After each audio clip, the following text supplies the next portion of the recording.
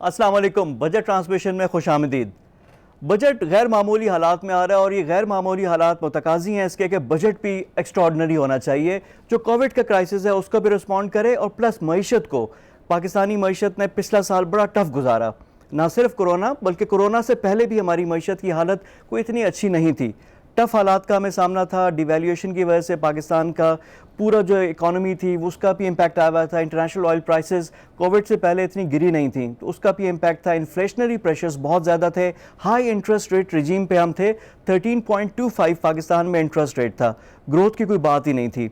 अब कोविड आया तो कोविड के बाद हमारी पॉलिसी भी तब्दील हो गई हैं, अब हम ग्रोथ की बात कर रहे हैं और कोविड का भी रिस्पांस हमने देना है। इन तमाम इशूज़ पे गुफ्तगू करेंगे। मेरे साथ अभी बड़ा एक्सट्रीमली गुड पैनल और बड़ा टॉप का पैनल मौजूद है, उनसे हम गुफ्तगू करेंगे। मुझे ज्वाइन कर रहे हैं कराची से मुजम्मिल असलम साहब। मुजम्मिल साहब इकोनॉमिस्ट हैं, he is joining us from Karachi. साथ हमें ज्वाइन कर रहे हैं अवैस साहब। अवैस साहब chartered institute of chartered accountant of Pakistan, उसकी टैक्स कमेटी के सरबराह हैं। लाहौर टैक्स बार है, उसकी भी सदर रह चुके हैं। और अर्नेस्ट यंग उसके भी पार्टनर हैं, मैनेजिंग पार्टनर हैं, लाहौर में होते हैं और चार्टर्ड अकाउंटेंट बाय प्रोफेशन है। उनसे हम इकॉनमी पे और टैक्स के अमूर पे भी गुफ्तगू करेंगे। And last but not the least Rana एहसान साहब हमें ज्वाइन कर रहे हैं। राना एहसान साहब is from Pakistan Muslim league Nawaz, upcoming leader from PMLN, और इकॉनमी के अमूर पे और मईशत के अमूर पे भी ही हैज़ अ क्लोज आई। इन तीनों पार्टिसिपेंट से गुफ्तगू करेंगे but I will start of from Karachi. Muzammil Aslam साहब, ज़रा मैक्रो इकनॉमिक सिचुएशन जानेंगे मुजम्मिल असलम साहब से। मुजम्मिल साहब, सूरत हाल जिस तरह मैंने बताया कि इकॉनमी की हमारी इतनी बेहतर नहीं थी, चैलेंजेस थे, तो ये वाला जो बजट है कितना सूदमंद हो सकता है इन चैलेंजेस के लिए? क्या क्या इसमें करना चाहिए?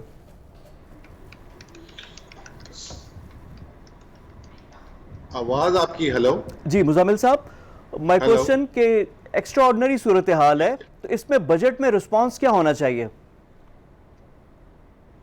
देखिए, बजट तो इस वक्त आप अंधेरे में तीर चलाने वाली बात है। जिन मुल्कों में हम एग्जांपल दे रहे थे कि अब लॉकडाउन ईज हो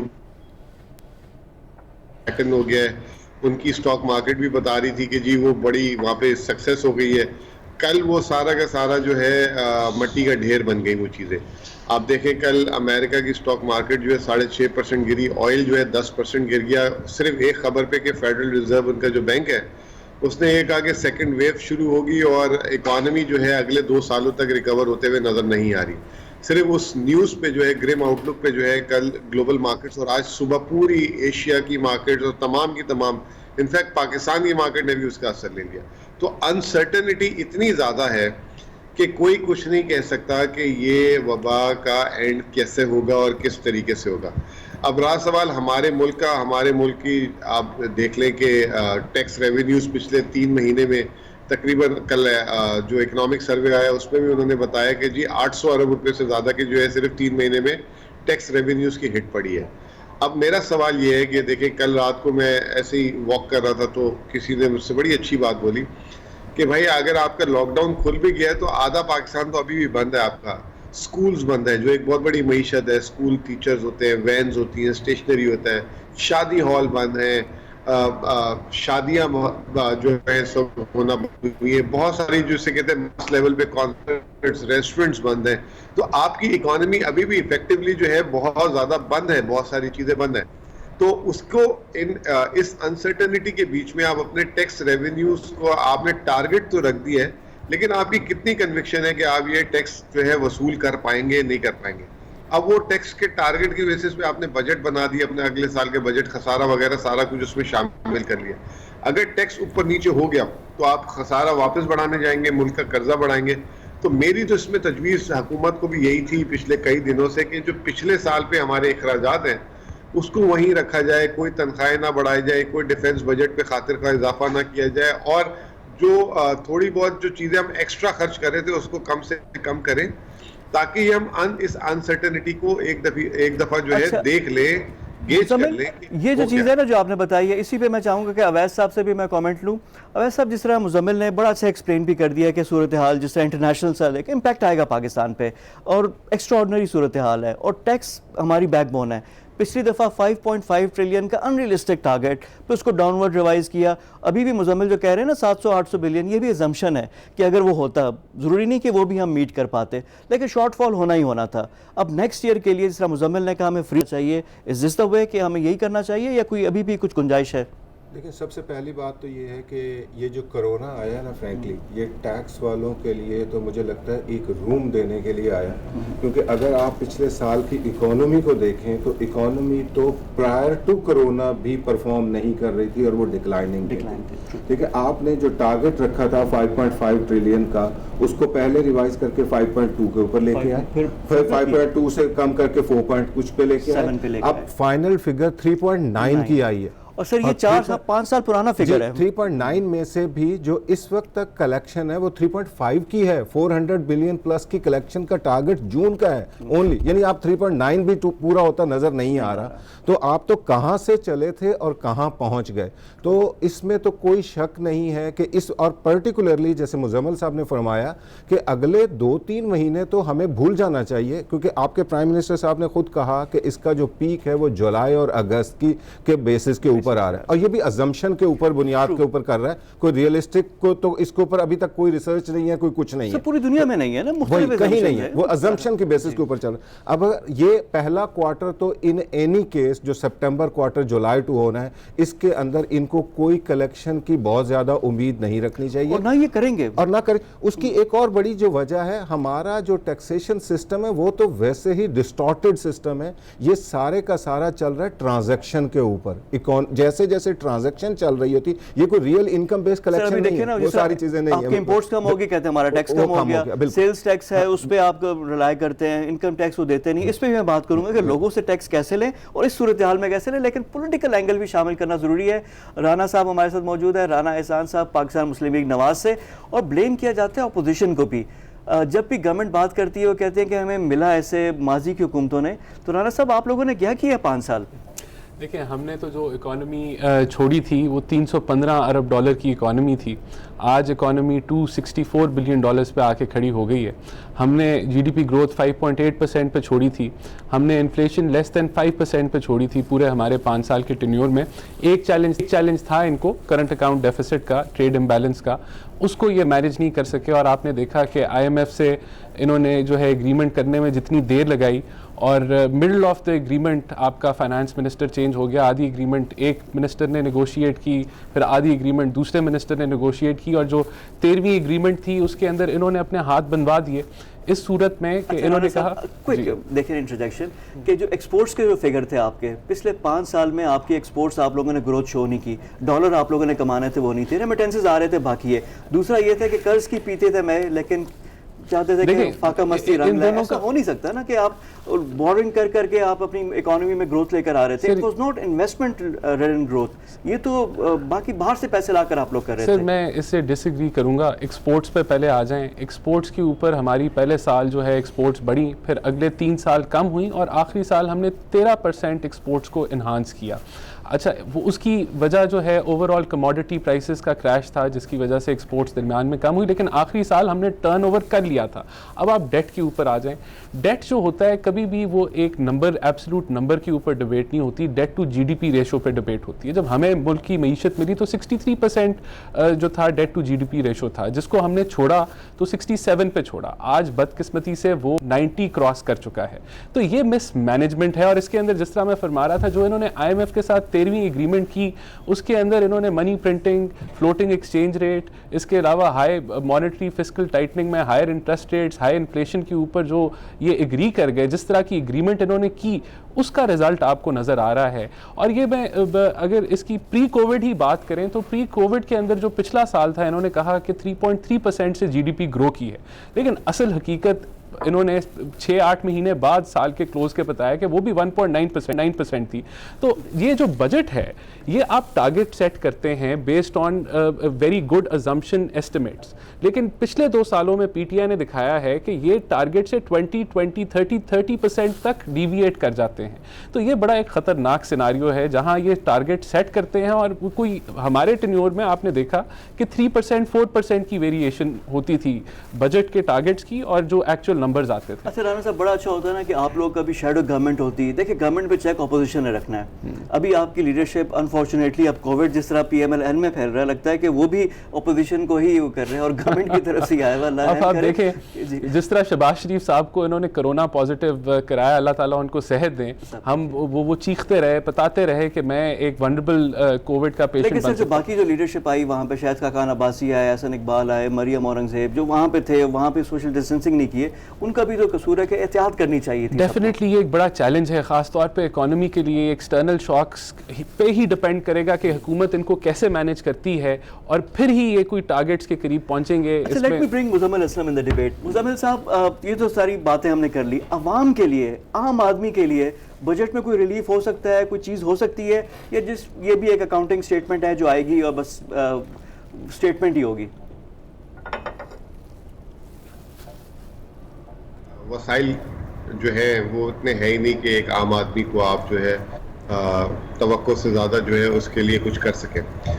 इस वक्त जो मैं समझता हूँ कि आम आदमी के लिए रिलीफ सिर्फ ये हो सकता है कि वो बेरोज़गार हुआ है जहाँ से, उसका वो काम में जो है वापस उसका काम शुरू हो जाए। और ये हुकूमत को जो चाहिए कि 3 सेक्टर्स ऐसे हैं जिस पे तवज्जो दे, क्योंकि ये 3 सेक्टर्स ऐसे हैं जिसमें ज़्यादा से ज़्यादा रोज़गार पैदा होता है। एक है हमारा ज़राअत, दूसरी है हमारी कंस्ट्रक्शन और तीसरी है हमारी बरामदात। अगर इन तीनों में कोई इंसेंटिव्स इस तरीके से दें और ये काम चलना शुरू हो जाए यहाँ, तो यहाँ पे जो है कि लोगों को काफ़ी हद तक रोज़गार मिल जाएगा।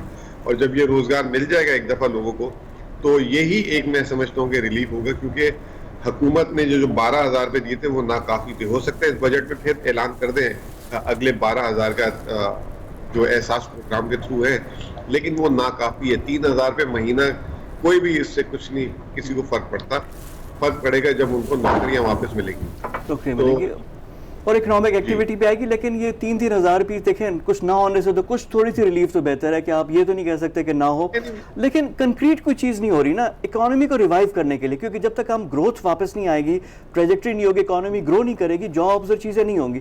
ग्रोथ के लिए क्या करना चाहिए? देखिए, मैं आपको कल मैं एक टीवी प्रोग्राम में था तो एक मिसाल दे रहा था कि PMLN की ग्रोथ किस तरीके से थी। मिसाल मैं इस तरीके से देता हूँ कि एक आदमी की 1 लाख रुपए तनख्वाह थी, ठीक है, 1 साल में वो गिर के हो गई 80,000, तो 1 साल में उसका 20% तनख्वाह गिर गई। अगले साल उसकी मालिकान ने वापस 1 लाख उसकी तनख्वाह कर दी, तो अब 25% उसकी तनख्वाह बढ़ गई, तो वो 25% को वो ग्रोथ दिखा रहे। तो हमारे मुल्क में जो ग्रोथ है वो रियल टर्म्स में कोई खास नहीं हुई। अगर आप उठा के देखें 2012-13 में जब पिछली गवर्नमेंट आई थी तो उन्होंने एक एक्सपोर्ट्स पिकअप किया था $25 अरब पे, उसको ले गए वो $21 अरब पे और आखिर में 23.5-24 अरब पे छोड़ दी। अब वो कहेंगे जी हमने 21 से 24 कर दी, तो वो तो बात नहीं बनी ना। इसी तरीके से अगर आप क्रॉप्स का डाटा उठा लें, हमारी जब आप भी फवाद बहुत ज़्यादा करते थे, तेजी मंदी वगैरह, आपको याद होगा कि on an average 14-15 million bales हम कॉटन की हम लोग करते थे 2006-7 में। अब हम पहुंच गए 9 मिलियन बेल्स में, और ये इसका डाउनफॉल शुरू हुआ पीपल्स पार्टी की गवर्नमेंट के फौरन बाद, जब 13-14 पे वो छोड़ के गए, तो पहले ये 12 पे लाए PMLN, फिर 10 पे छोड़ के चले गए। उसकी वजह ये कि हमने कभी अपनी जो कंपेटिटिव एडवांटेज है उसकी स्ट्रेंथ पे कभी काम ही नहीं किया। हमने पिछले 5 सालों में भी कोशिश ये की कि बस ये मोटरवे बना दें, ये ऑरेंज लाइन बना दें, उस पर कर्जे ले लिए, एक हमने आर्टिफिशियल ग्रोथ प्रोड्यूस करने की कोशिश की। अब लोग सवाल करते हैं कि जी इन्होंने तो 3.8 ट्रिलियन टैक्स छोड़ा था, तो ये हुकूमत ने 2 साल में टैक्स ही नहीं बढ़ा सके। देखिए मेरी बात सुने, आपने जब 3.8 ट्रिलियन टैक्स छोड़ा था तो उस वक्त पाकिस्तान की दरामदाद आप $60 अरब पे ले गए थे। वो लग्जरी आज पाकिस्तान में किसी के पास नहीं है। इस साल आपकी जो दरामदाद क्लोज की है आपने $40 अरब की, और वो आप नहीं करते तो आपके खजाने में वैसे जगह नहीं थी, आप कर्जे ले रहे थे। तो वो $20 अरब की जो दरामदाद का फर्क है वो 1,000 अरब रुपए टैक्स एडिशनल था जो ये हुकूमत ने छोड़ा है। तो आप चीजों को जो है पूरे तनाजुर में देखें। बॉटम लाइन हम देखते हैं कि जी 3.8 ट्रिलियन 5.6% ग्रोथ, 5.6% ग्रोथ क्या थी? अच्छा, अब मैं कहता हूँ, एक दावा ये करता हूँ कि ये भाई हमारी मंथली 0.4% ग्रोथ आई है, लेकिन एग्रीकल्चर की इसमें 2.7% ग्रोथ आई है पॉजिटिव। तो अगर एग्रीकल्चर पॉजिटिव ग्रोथ दे रहा है तो एक तो ये कि आपके मुल्क में सबसे बड़ा एम्प्लॉयर जो एग्रीकल्चर सेक्टर है। दूसरी चीज जो सबसे अच्छी ये है कि आपके मुल्क में अभी कोरोना के बाद पूरी दुनिया में एक फूड सिक्योरिटी जो है वो सबसे बड़ा प्रॉब्लम है। तो अगर हम फूड सिक्योरिटी हासिल कर लेते हैं, अब वो एक अलग सवाल है कि जी गन्ना महंगा, चीनी महंगी, गंदम महंगी, वो इसलिए महंगी क्योंकि पूरी दुनिया में जब फूड सिक्योरिटी का इशू है, आपके मुल्क से स्मगल हो गया, आपने एक्सपोर्ट कर दी। अब आपको अपनी पॉलिसीज, इस हुकूमत ने कोई अच्छे काम नहीं किए। पिछले 6 महीने में इनके 4 तो स्कैंडल आ गए। इनका जो है दवाइयों का स्कैंडल आ गया, फिर आटा चीनी भी हुई, फिर अब पेट्रोल का भी हुआ। They need to improve their governance. हर चीज इमरान खान नोटिस ले तो वो क्यों सही, वजीर क्या कर रहे हैं, लोग क्या कर रहे हैं। तो एडमिनिस्ट्रेटिव इश्यूज बहुत ज्यादा हैं, लेकिन ऑन द पॉलिसी साइड मैं ये कहूंगा कि इन्होंने जो है they have taken the right policy. दूसरी बात ये, आप ये पिछला साल देखें, ये that is the most difficult year. आप FATF में फंस गए थे। FATF ने आपसे वो चीजें कराई 6 महीने में जो 72 सालों में आपने नहीं की। और जब वो चीजें आपने की तो उसमें सबसे बड़ा इंपॉर्टेंट चीज थी पैरेलल इकोनॉमी को आपने क्रैकडाउन करने की कोशिश की। कैश कोरियर, स्मगलिंग, ये वो 10 चीजें, बैन आउटफिट्स को आपने सजा देने की कोशिश की। उसमें आपकी मईशत ऑब्वियसली जो है जो मैन्युफैक्चरिंग साइड है ये अनकंफर्टेबल हो रही थी।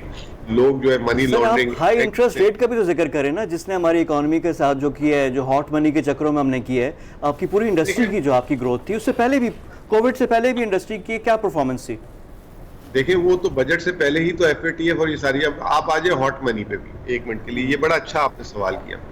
देखिए आपने हॉट मनी जो है, पहली बात तो ये कि 13.25% सारों के लिए था, पाकिस्तानी लोगों के लिए भी था, बाहर के लोगों के लिए भी था। नंबर 1, ऐसा नहीं था कि सिर्फ हॉट मनी वालों को दिया, पाकिस्तानियों को नहीं।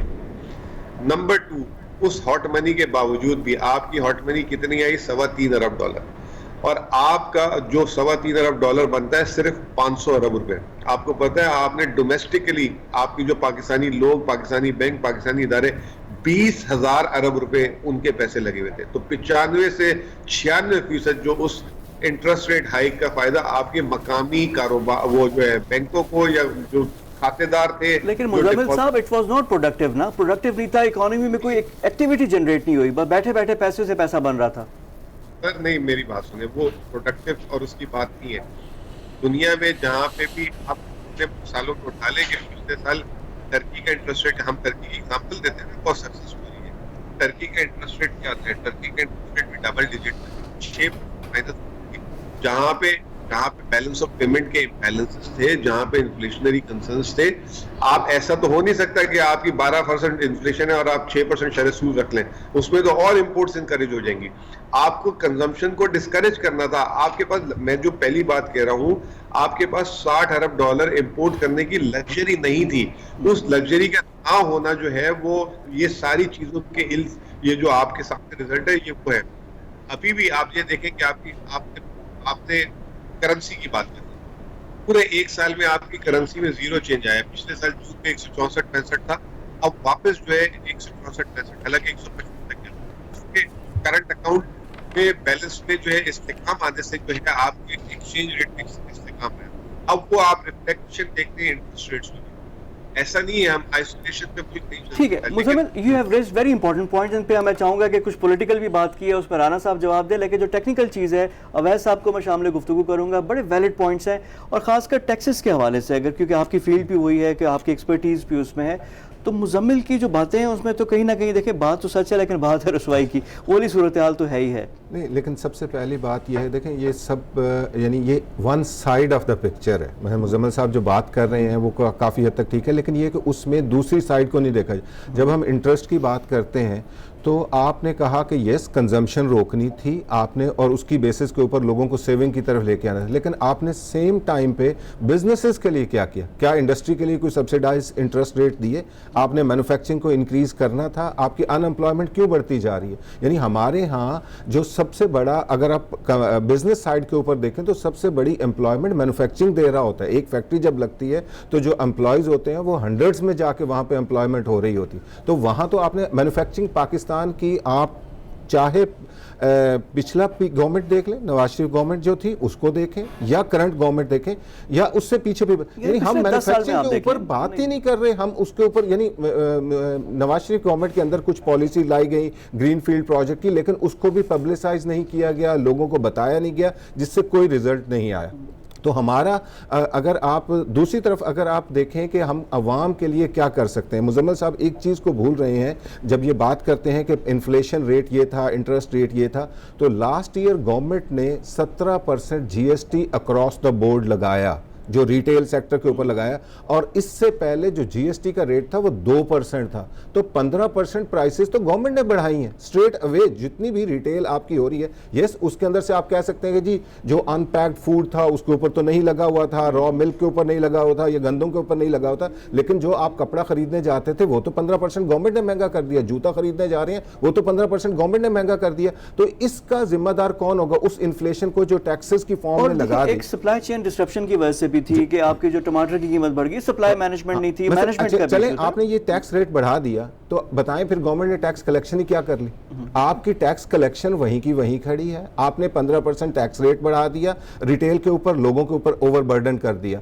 उसके बाद आपने दूसरा जो बड़ा काम किया बिजनेसेस के साथ, वो ये किया कि पहले जो एक्सपोर्ट सेक्टर होता था वो 0% इनपुट के साथ चल रहा होता था, आपने उसको जीरो रेटेड सेक्टर को 17% करके उनके पैसे को टैक्स में कलेक्ट कर दिया और उनके रिफंड्स आपने प्रॉपर्ली नहीं दिए।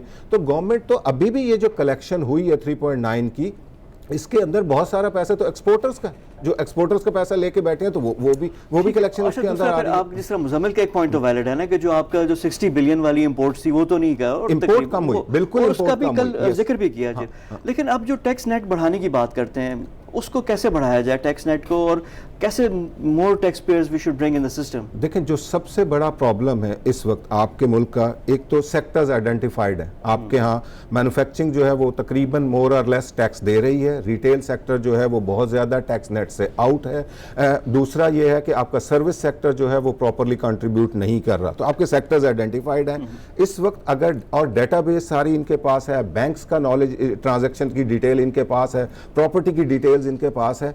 अगर इम्प्लीमेंटेशन नहीं हो रही तो क्या उसकी सज़ा जो होगी वो एक फेयर टैक्स पेयर को दिया जाएगा, और जो एग्जिस्टिंगली टैक्स पेयर्स हैं उन्हीं से हम कलेक्शन बढ़ाते रहेंगे, या हम उसके नंबर को बढ़ाने की बात करेंगे?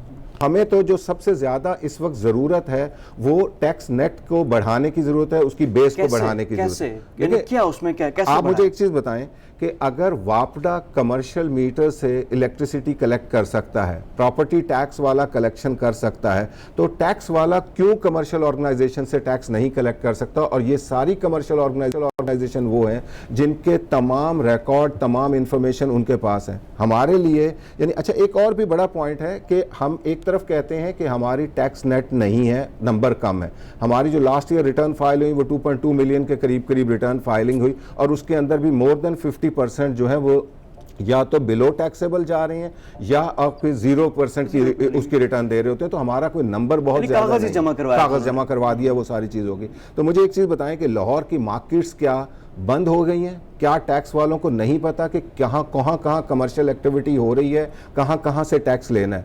दुनिया में टैक्स कहीं पे भी वॉलंटरली लोग नहीं आके जमा करवा देते कि वो हो सकता है, उसको चेक एंड बैलेंस, उसको साथ इम्प्लीमेंटेशन करनी होती है।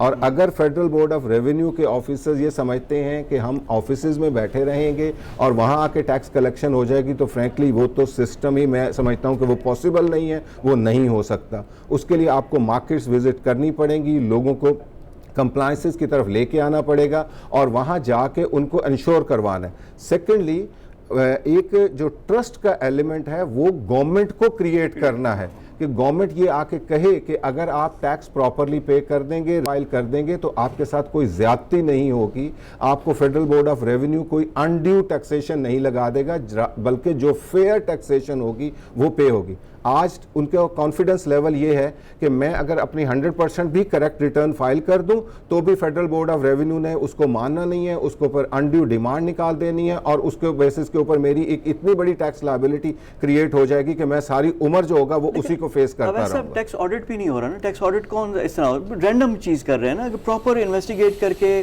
और जो इंटेलिजेंस होती है, जो आम लोगों को पता है कि जी फलाना जो सेक्टर है, जो फलानी दुकान जो है वो इतना बिजनेस कर रही है, आप एक दिन बैठ जाए आपको पता चल जाता है यू कैन एक्सट्रापोलेट कि आपको क्या हो जाता है। तो ये सिस्टमेटिक फ्लॉ आप कह रहे हैं कि सिस्टम के फ्लॉज हैं सारे। देखिए आज के दौर में जब हम बैठे हैं जिस वक्त हम ये कहते हैं कि तमाम इंफॉर्मेशन आईटी के थ्रू इनके पास मिल रही है, इस वक्त आपका सिस्टम ये है कि जो प्रॉपर्टी ट्रांसफर होती है उसके साथ एक टैक्स पेमेंट होती है और उसकी information federal board of revenue में सेम डे जाती है।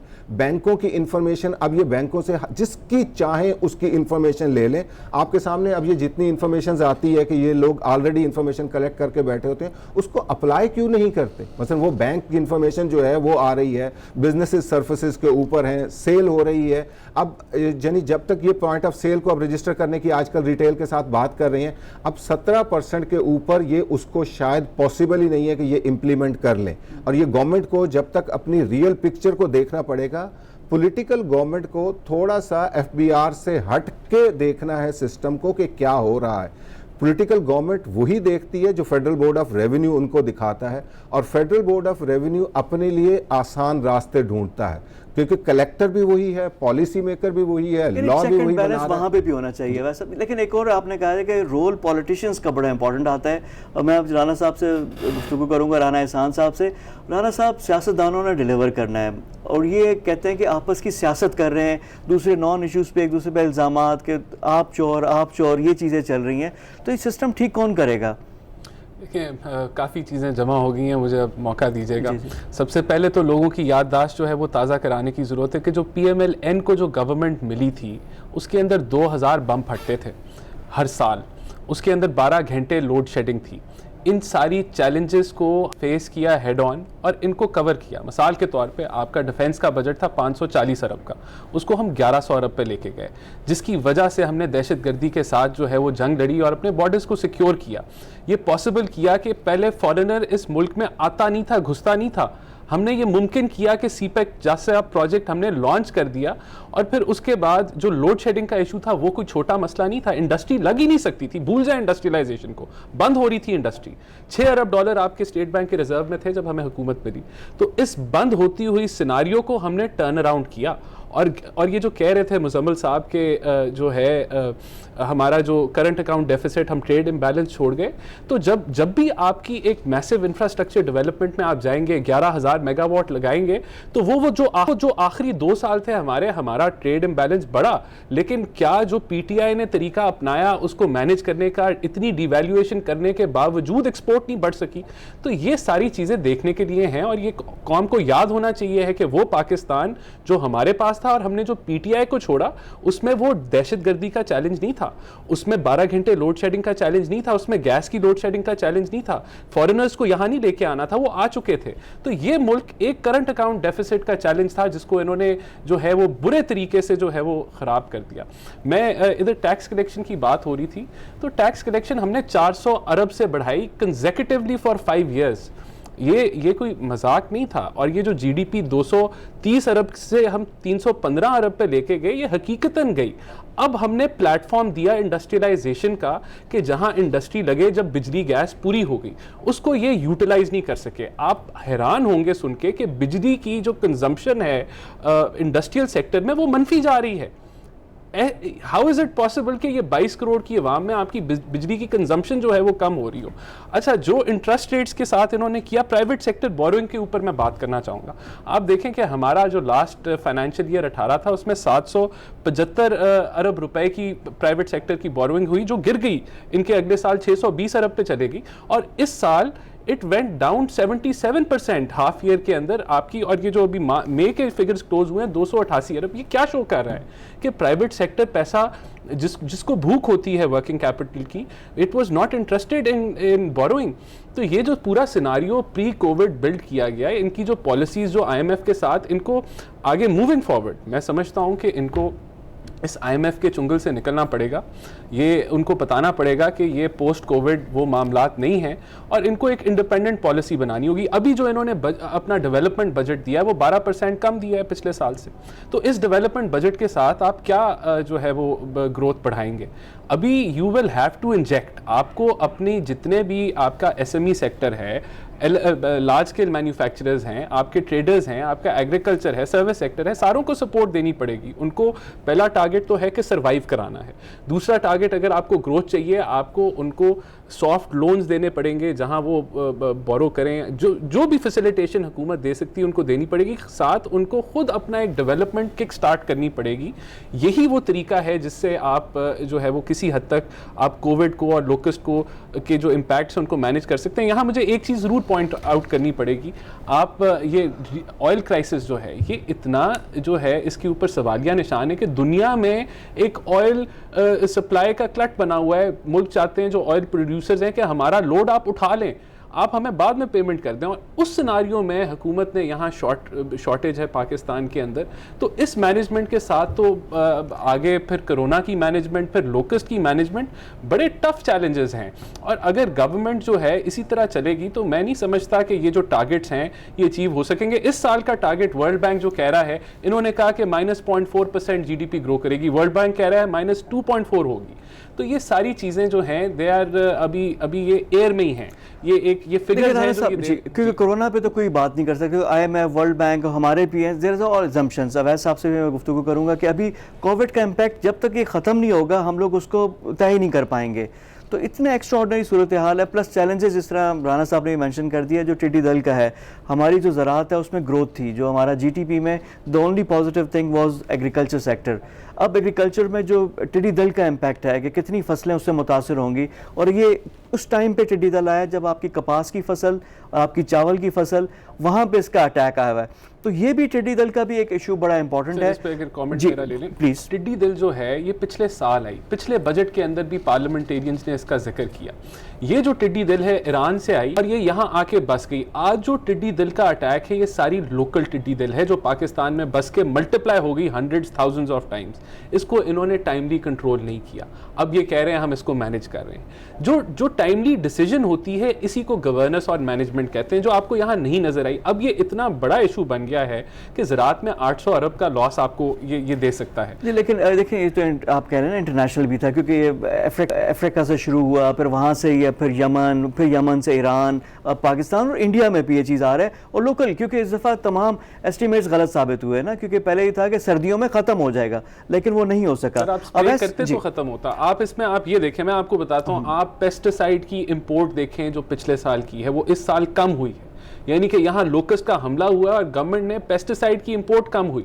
तो ये चीज़ें बिल्कुल टिड्डी दल एक वर्ल्ड फिनोमेना अफ्रीका से शुरू हुआ, लेकिन हमारी हुकूमत ने इसको कैसे मैनेज किया, कैसे इसको कंट्रोल करने की कोशिश की। इन्होंने फरवरी में इमरजेंसी डिक्लेयर की।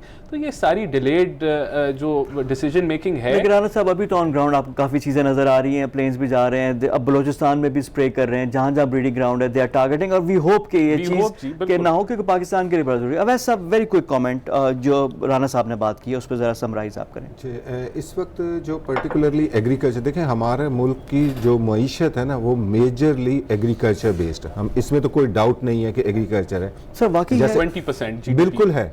देखें प्रैक्टिकली आपकी पॉपुलेशन का इस वक्त भी मेजॉरिटी पोर्शन जो है वो रूरल एरिया में रहता है, लेकिन वो रहना नहीं चाहता, वो शिफ्ट कर रहा है। सर शहरों पे इतना दबाव आ रहा है, पूरी डायनामिक्स चेंज हो रहा है, प्रेशर बिल्कुल है। लेकिन इसके बाद मुझे ये बताएं कि इस वक्त शहरों में क्या हो रहा है। आपकी इस वक्त प्राइम मिनिस्टर साहब ने रिसेंटली कंस्ट्रक्शन इंडस्ट्री ओपन की, कंस्ट्रक्शन, लेकिन आपकी मेजॉरिटी लेबर जो है वो रूरल एरिया में वापस जा चुकी है, क्योंकि लाहौर जैसे शहरों में, कराची जैसे शहरों में, इस्लामाबाद जैसे शहरों में कॉस्ट ऑफ लिविंग इतनी हाई है कि वो लोग यहाँ रह नहीं सकते। अगर उनको आज का एक दिन की डेली वेज नहीं मिलती तो वो यहाँ सरवाइव नहीं कर सकते, तो वो कैसे रहेंगे। तो जब तक हमें देखें अपॉर्चुनिटीज को क्रिएट करने की जरूरत है। गवर्नमेंट को इस वक्त सबसे बड़ी जो प्रायोरिटी होनी चाहिए वो पब्लिक को कैसे लेके चलना है, और खास तौर के ऊपर जो कोविड की वजह से अब जो बिजनेसेस जितने अफेक्ट हो रहे हैं, इसकी अनएम्प्लॉयमेंट का प्रेशर और बहुत ज्यादा बढ़ेगा। आप नंबर ऑफ ऑर्गेनाइजेशन, ये प्रपोजल किया कि पूरे साल के बजट के बजाय शॉर्ट टर्म भी एक कर लें, ताकि कोविड जब खत्म हो उसके बाद असेस करके दोबारा बजट कर दें,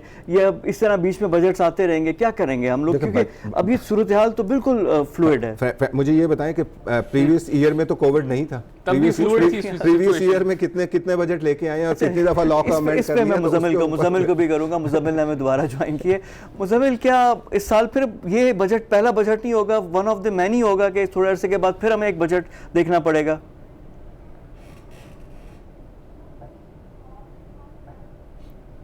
मुजम्मिल आपकी आवाज हमें नहीं आ रही। मुजम्मिल फरमाएं। आवाज आ रही है? जी अब आ रही है जी। मैंने कहा कि वो तो नहीं, को मुनीर मुनियाजी का शेर है कि एक और दरिया का सामना था मुझे मुनीर, तो एक और बजट का सामना करना पड़ेगा कुछ अरसे के बाद। जी जी, देखिए मैं आप सुन रहा था सारे एक्सट्रीम पैनलिस्ट की बातें, और ऐसे लग रहा था कि पता नहीं पाकिस्तान जो है दुनिया के हर फ्रंट में नंबर 1 चल रहा था, और पता नहीं 1.5-2 साल में जो है पाकिस्तान में कोई तूफान बदतमीजी हो गई। देखिए हम 23वें IMF प्रोग्राम में हैं प्रिसाइजली, और हम 1980 से सिर्फ ऐसा होता है कि एक आध साल जो है बाहर निकलते हैं दिखाने के लिए IMF प्रोग्राम से, और वो हमें वोट लेना होता है और उसके बाद हम फौरन आ जाते हैं। अभी पिछली हुकूमत ने जब IMF आते ही उन्होंने ओथ नहीं लिया था, IMF प्रोग्राम जो है उन्होंने ले लिया था। फिर उसके बाद जाते जाते मिफ्ता इस्माइल साहब IMF के पास गए थे, ऑन रिकॉर्ड है, क्योंकि वो चीज़ें बिगाड़ चुके थे, और IMF ने उनको कहा था कि हम नई गवर्नमेंट से नेगोशिएट करेंगे। तो ऐसा नहीं है कि वो बड़ा ज़बरदस्त जो है ताले चाबियाँ बड़ा मुरम्मत करके घर दे के गए थे, वो जाते जाते ही IMF प्रोग्राम की ज़रूरत पड़ गई थी। अब दूसरी बात आ गई कि जी ये मिनी बजट्स और इसकी, ये वाहिद साल जो क्लोज हो रहा है जिसमें इतनी प्रॉब्लम्स आई, इस गवर्नमेंट ने उसके बावजूद मिनी बजट नहीं दिया। आपको पता होना चाहिए कि 2019-20 है, इसमें कोई मिनी बजट नहीं आया। अखबारात ने भी कोशिश कर दी, लिख लिख के कल आ रहा है मिनी बजट, परसों आ रहा है, वो नहीं आया।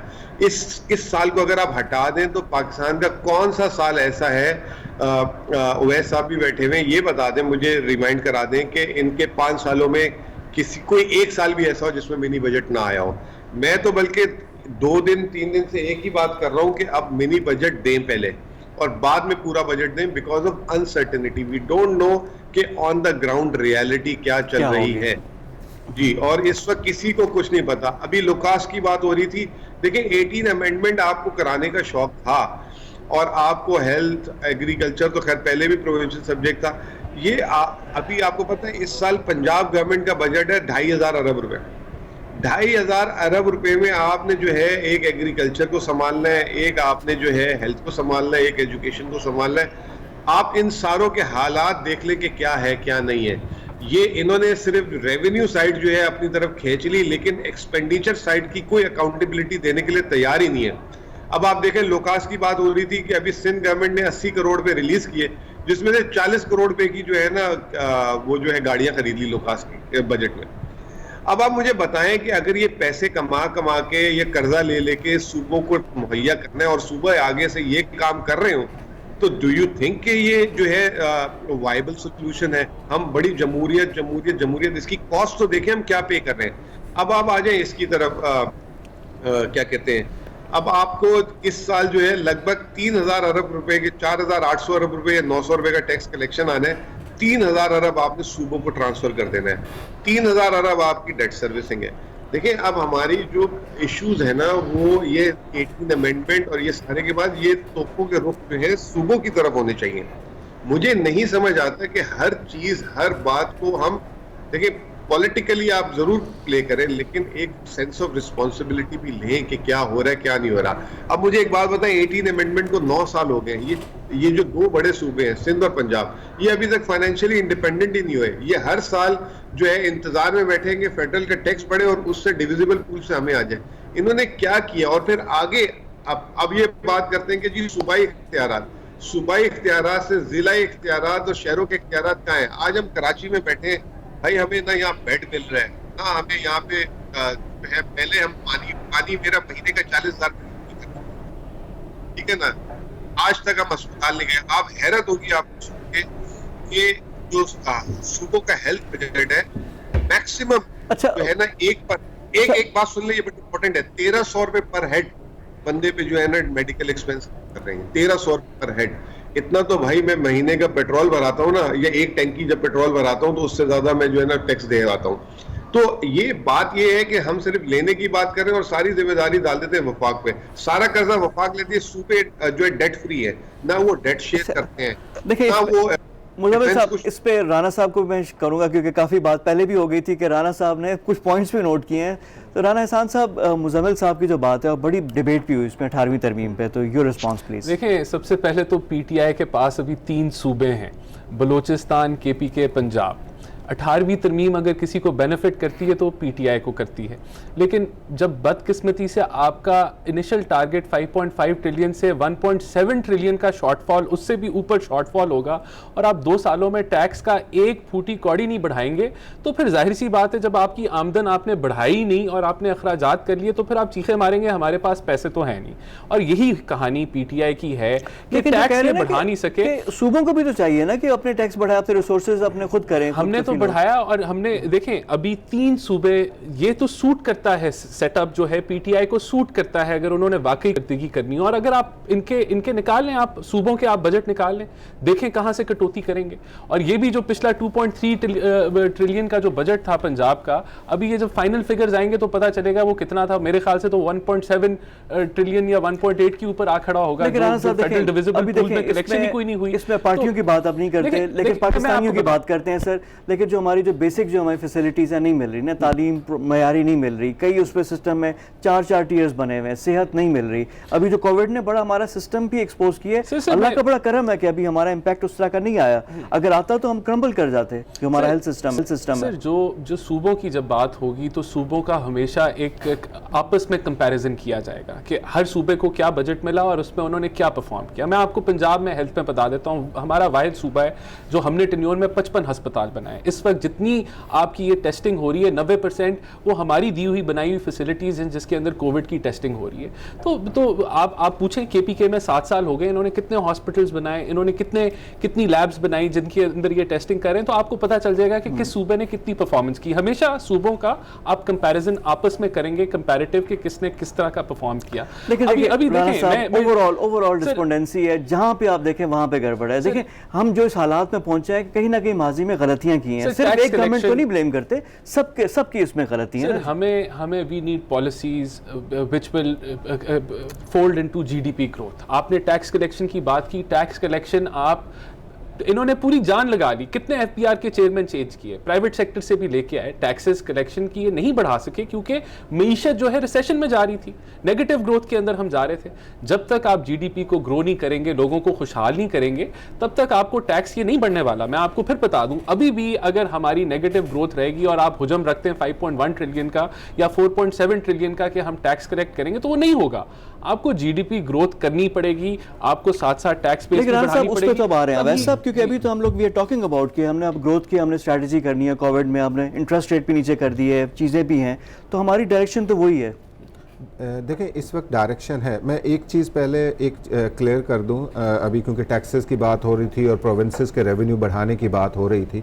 देखिए इस वक्त जो हमारा अगर टैक्सेस की कलेक्शन देखें तो इनकम टैक्स की कलेक्शन फेडरल गवर्नमेंट करती है, सेल्स टैक्स और गुड्स की कलेक्शन जो होती है वो फेडरल गवर्नमेंट करती है, और प्रोविंसेस को जो हमने आफ्टर 18th अमेंडमेंट जो कलेक्शन के टारगेट दिए वो सेल्स टैक्स ऑन सर्विसेज के दिए। और मैं across the board without having any political affiliation और एनीथिंग, मैं ये ज़रूर कहूँगा कि आप कोई भी प्रोविंशियल टैक्स अथॉरिटी उठा के देख लें, और उसका यानी 2011 में सिंध ने रेवेन्यू बोर्ड बनाया, 2012 में पंजाब ने बनाया, और उसके बाद केपी और बलूचिस्तान आया। तो आप हर रेवेन्यू बोर्ड की परफॉर्मेंस इन 5 सालों में देखेंगे तो वो नंबर ऑफ टाइम्स इंक्रीज हुई है, मल्टीप्लाई हुई है। तो फेडरल बोर्ड ऑफ रेवेन्यू की परफॉर्मेंस तो नहीं हुई उस तरह, हालांकि उनके पास तो एक बहुत छोटा सा सेगमेंट था कलेक्शन का। वो चाहे अब उसमें यानी कोई, मैं पॉलिटिकल बात नहीं कर रहा कि वो पीटीआई की गवर्नमेंट है, वो मुस्लिम लीग की गवर्नमेंट है, पीपल्स पार्टी की गवर्नमेंट है, वो क्योंकि वहां पे हुआ क्या। अच्छा, दूसरा मेरा सवाल ये कि जो एग्रीकल्चर टैक्स की बात होती है, ये क्यों नहीं पार्लियामेंटेरियन पॉलिटिशियंस प्योरली देखिए इस वक्त एक सबसे बड़ी जो मिसअंडरस्टैंडिंग है हमारे यहाँ कि ये कहा जाता है कि जी एग्रीकल्चर इनकम टैक्स नहीं हो सकती। तो ये पहली बात ये कि ये मिसअंडरस्टैंडिंग को करेक्ट करना चाहिए। ये टैक्सेबल है।